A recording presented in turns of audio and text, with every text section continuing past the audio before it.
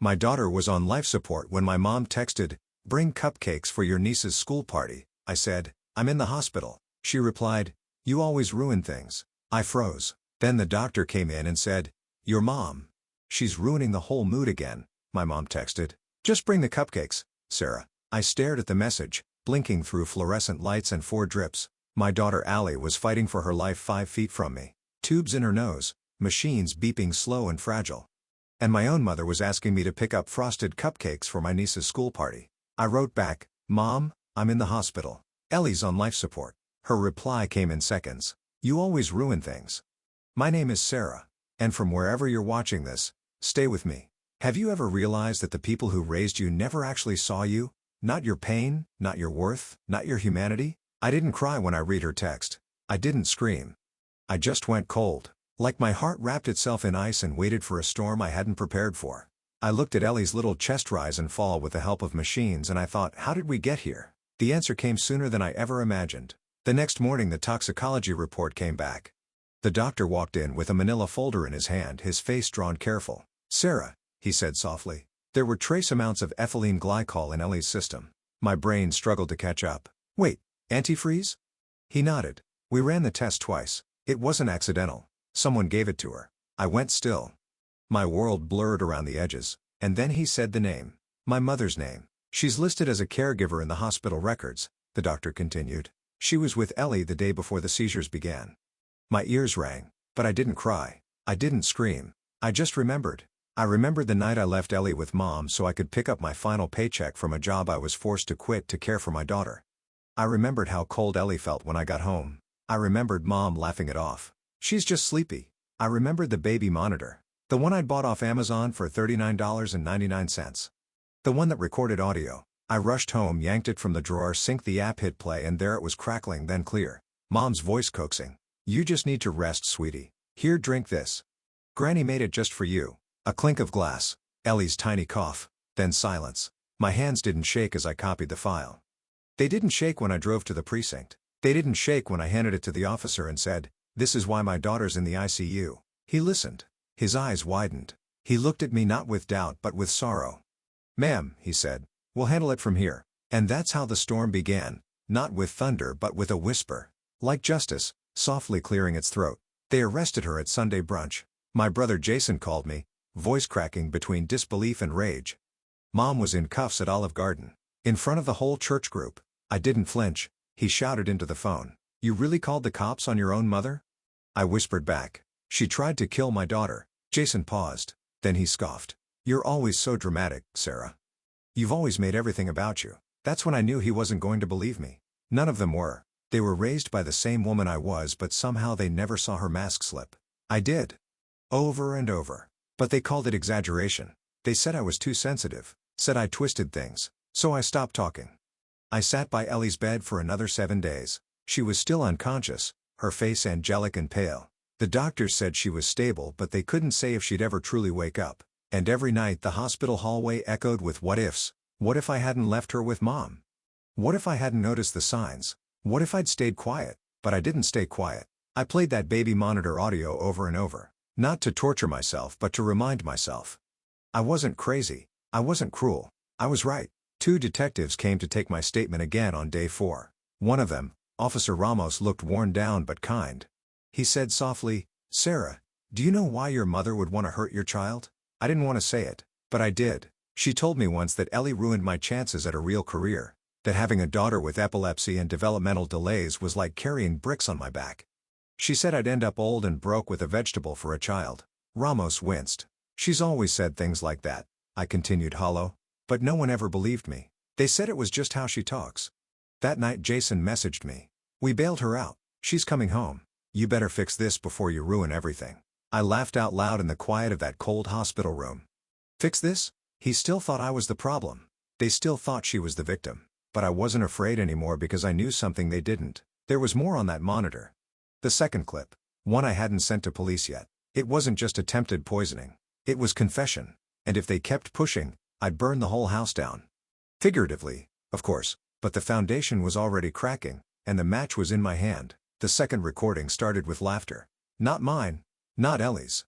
My mother's. That dry, smug cackle I grew up hearing when she won, when she belittled me, manipulated me, broke me down in front of others and said, "It's just a joke, lighten up." But this wasn't a joke. It was a low voice close to the monitor. "If she dies, maybe Sarah can finally go live her big dreams. She won't be tied down anymore. She'll thank me one day." A clink of a glass. A whisper. "Just sleep, little burden." I didn't send that clip to the police. Not yet. I held onto it like a loaded gun. A final bullet in case they came for me again. Because they did come. Jason, my sister-in-law Emily, even Aunt Janice, who hadn't spoken to me in 2 years. They formed a little army of guilt, banging on my door while I sat in the dark beside Ellie's bed. "She's old, Sarah. She didn't mean to hurt anyone. You're being vindictive. Family forgives." I let them yell. I let them cry and threaten and grovel in rage. And then I walked out to the hospital lobby, looked Jason in the eye and said, "You're all blocked. You'll never see me or Ellie again." Emily screamed something behind him, but it turned to static in my ears. As I was already done with them. Done begging for love. Done explaining pain. Done proving truth to people who'd rather believe lies. I called a lawyer the next morning. Asked about custody laws, property laws, guardianship filings. Because Mom's name was on some of Ellie's medical paperwork. She'd manipulated her way into emergency contact status over the years, always playing the supportive grandma in public while tearing me down behind closed doors. I had it all removed. Power of attorney? Gone. Medical proxy? Revoked. Emergency contact? Replaced. I filed a restraining order while Ellie still slept, her body fighting to heal. Then I remembered something else. Something big.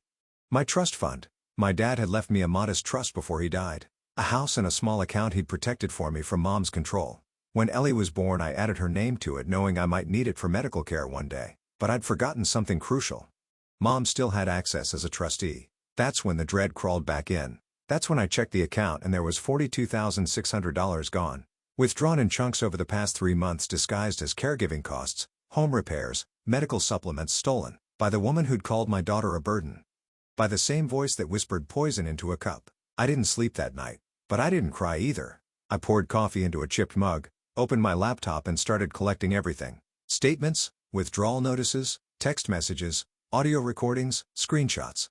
I compiled it like a war file. Because this wasn't just survival anymore. This was war. And I had every weapon I needed. The private investigator I hired didn't flinch when I told him what I needed. Financial fraud, elder manipulation, possible abuse, and theft from a minor's trust, I said, sliding the folder across the desk. He flipped through the pages slowly. "You're not playing around."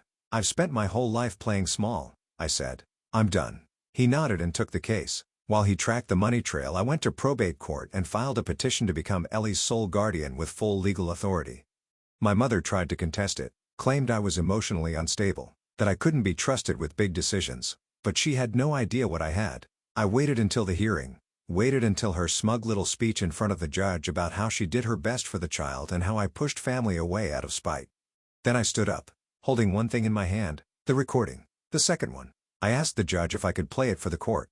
He agreed. The courtroom went quiet, just the sound of my mother's voice clear as daylight. "If she dies, maybe Sarah can finally go live her big dreams. She won't be tied down anymore. She'll thank me one day." By the time it ended, you could have heard a pin drop. Even my mother's attorney looked like she wanted to crawl out of her own skin. The judge didn't even deliberate. He banged the gavel and said, "Full guardianship granted to the mother." Effective immediately. My mother was escorted out for questioning. But that wasn't enough for me. See, my PI came back with something even better. Proof she'd funneled the $42,600 into a joint account she held with Jason. That money? Used for a down payment on a vacation rental. A beach house they'd bought together as an investment. And the kicker? They'd listed me as a silent contributor in the loan paperwork. Probably hoping I'd never find out. I smiled when I saw it. Not because I was surprised, but because now I had both of them. I filed a formal fraud report, turned over every document, every account number, every forged signature, and then I went one step further. I called the IRS. "You steal from me from my child. You pay in blood and taxes." Jason called the next morning, panicked. "Why is the IRS asking about a $42,000 cash infusion? What did you do?" I didn't answer right away.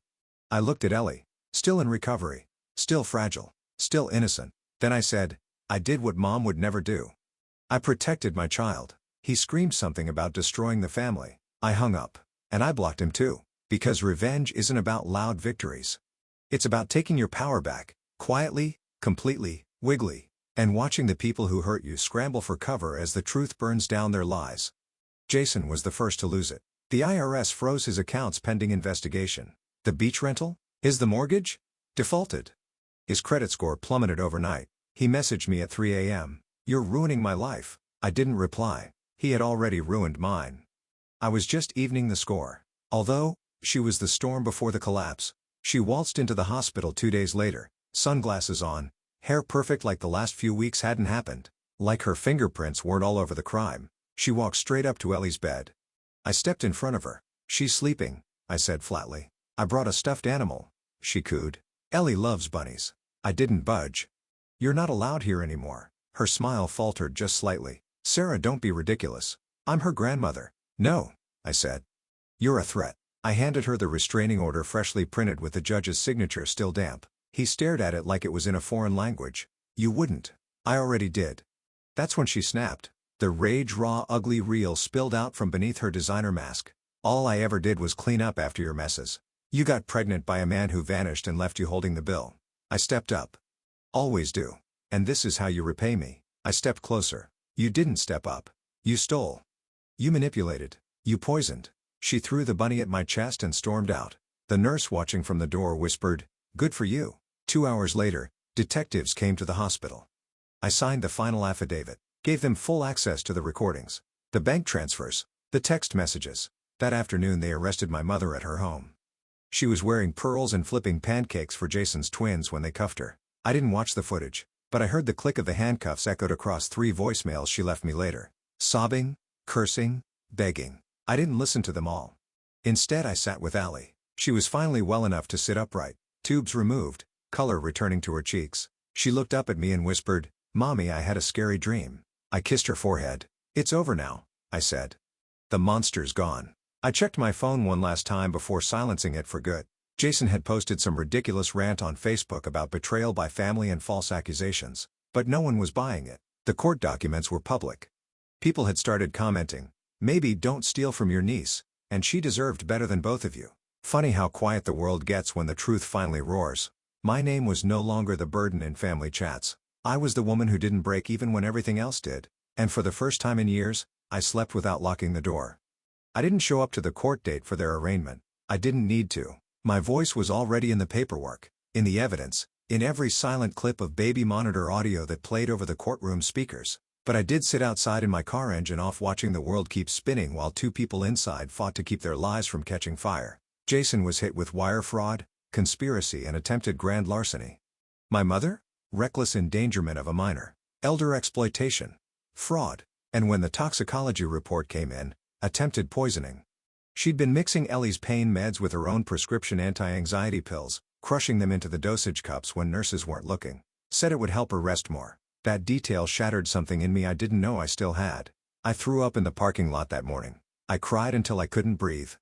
And when I finally looked at myself in the mirror, I saw someone I hadn't met before. A mother who could burn a city down to keep her child breathing. That same day I made the final transfer. Ellie's trust fund, now cleaned of their fingerprints, went into a locked custodial account under a new name. I updated her emergency contacts, changed the locks, sold the old house, the one where I found that damn baby monitor buzzing like a siren under Ellie's crib.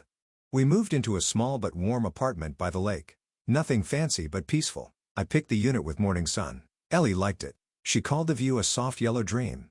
And I finally started working again. Freelance writing. Bit by bit the fog lifted. One night months later I got an email from the DA's office. Mom took a plea.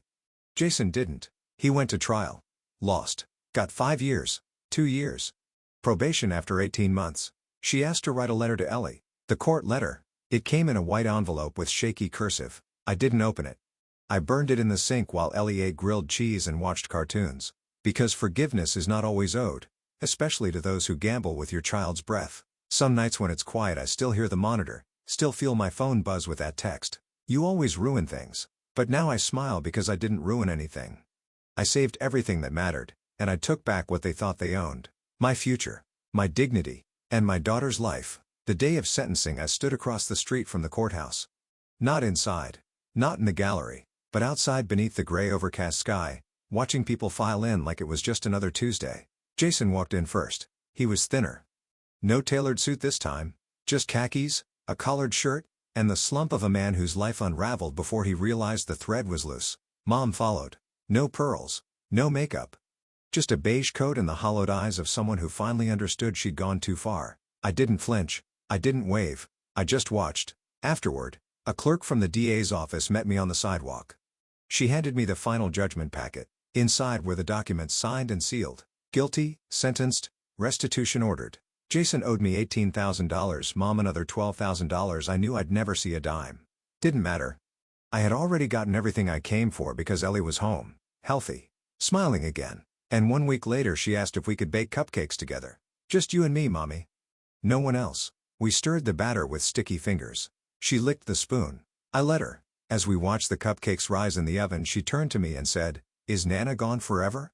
I didn't answer right away. Because what do you say to a 6-year-old who almost died at the hands of someone who claimed to love her? I knelt down. She's not part of our world anymore. You're safe now. Ellie nodded. That was enough. The next day I changed my number. Deleted the old family group chats. Unsubscribed from the guilt, the obligation, the generational dysfunction dressed up as love. I made a new will. Set Ellie's guardianship to my best friend, Dana. The one who sat in that ICU with me every single night. The one who didn't ask questions, just showed up with clean socks and takeout and the kind of loyalty my blood relatives never knew how to offer. For the first time in my life, I chose my own family. And that was the final act of revenge. Not anger, not punishment, but peace. Years passed. Jason's name faded into a background check somewhere. I heard she moved into a tiny condo 2 towns over. No one visits. No one cares. Penelope? She's 10 now. She's writing her own stories, reading them aloud to me at bedtime. Last night she said, "Mommy, you're the bravest person I know." I kissed her forehead and whispered, "I'm only brave because you gave me something worth fighting for." Because sometimes revenge isn't fire and fury. Sometimes it's a child's heartbeat in the quiet. A clean kitchen, a name cleared, and a life reclaimed. Last week I got a letter in the mail with no return address. Inside was a folded photo of my mother. Gray hair, prison-issued shirt, eyes hollow as winter, and on the back, her handwriting thin and trembling. I miss her. I think about her every day. I sat with that for a while. Not angry, not sad, just still. Because it's strange how people will burn down everything around them and call it love. Stranger still, how they're always surprised when you stop letting them light the match. I didn't write back. I took the photo, the letter and the envelope and slid them into a Ziploc bag. Then I walked to the lake with Ellie. She was collecting pebbles again. The wind danced in her curls. I dropped the bag into the water and watched it sink slowly, swallowed up like all the guilt, manipulation and betrayal that had tried to steal our story. It didn't deserve a monument, only silence. That night, Ellie asked why I looked lighter. I told her, because we're finally free, and we are free from their voices, free from the weight of pretending it didn't happen, free from thinking blood has to mean bond. Today my daughter woke up laughing. And I made pancakes with strawberries just the way she likes them, cut into little hearts. She looked at her plate and beamed. You always make the best days. Not birthdays, not holidays. Just E-days, ordinary ones, safe ones. That was the justice. Not a courtroom. Not a prison sentence, but a quiet morning filled with laughter and light. They stole years from me, but I rebuilt them one moment at a time. No. Now I live in a home filled with love, not apologies. With honesty, not eggshells. With cupcakes that never come with strings. Some people spend their whole lives trying to tear you down so they can feel tall. But when you walk away, completely, fully without looking back, they're left yelling into silence. And that silence, that's your peace. That's your revenge. That's your beginning.